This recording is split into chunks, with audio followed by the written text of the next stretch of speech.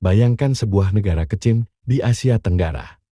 Negara yang dulu dikenal karena kuil kuno, sejarah panjang, dan pariwisata budaya. Namun beberapa tahun terakhir, namanya sering muncul dalam berita bukan karena wisata, melainkan karena pusat operasi judi online terbesar di Asia. Negara itu adalah Kamboja.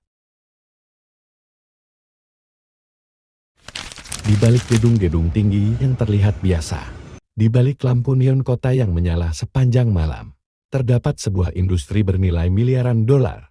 Industri yang diam-diam terhubung dengan jutaan pemain dari berbagai negara, termasuk Indonesia. Pertanyaannya, bagaimana Kamboja bisa menjadi pusat judi online dunia? Dan kemana sebenarnya uang yang berputar dalam industri ini?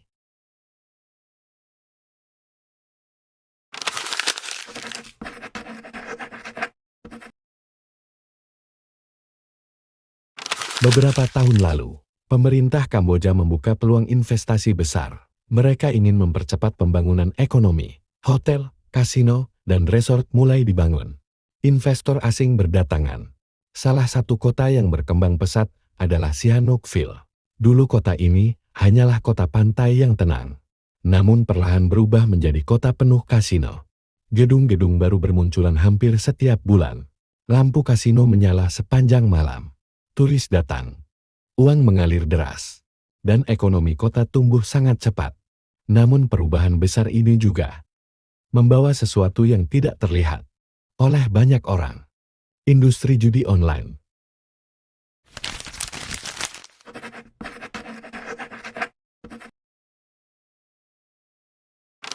Meskipun pusat operasinya berada di Kamboja, para pemainnya berasal dari berbagai negara, Asia Tenggara, Asia Timur, bahkan Eropa. Namun salah satu pasar terbesar berasal dari negara-negara yang sebenarnya melarang perjudian online. Disinilah paradoks terjadi.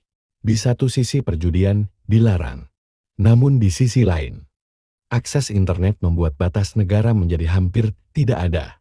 Website judi bisa diakses dari mana saja. Inilah yang membuat industri ini sangat sulit dihentikan sepenuhnya. Karena selama masih ada pemain, bisnis ini akan terus mencari cara untuk bertahan.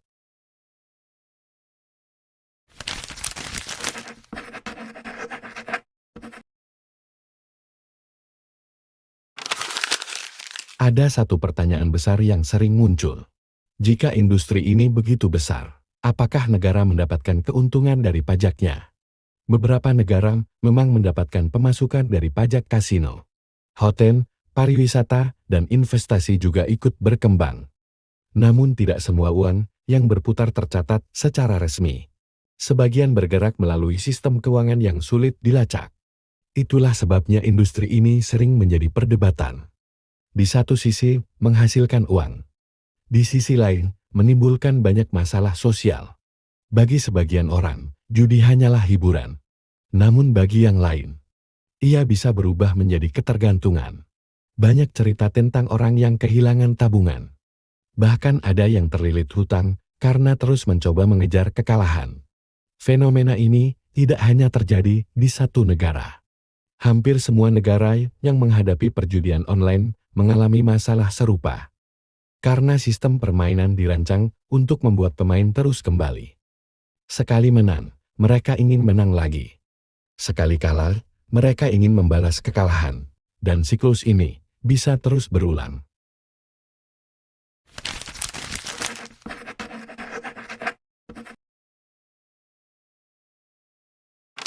Judi online adalah salah satu industri digital terbesar yang berkembang di Asia. Di balik layar komputer, terdapat jaringan bisnis internasional yang sangat kompleks. Server di satu negara, operator di negara lain, pemain dari seluruh dunia. Kamboja hanyalah salah satu bagian dari cerita besar ini. Cerita tentang teknologi, ekonomi, dan manusia. Pertanyaannya sekarang bukan lagi, apakah industri ini ada? Karena kenyataannya, ia sudah menjadi bagian dari dunia digital modern.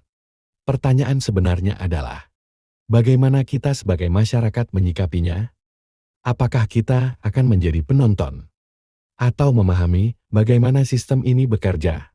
Karena di era internet, Segala sesuatu bisa terjadi hanya dalam satu klik.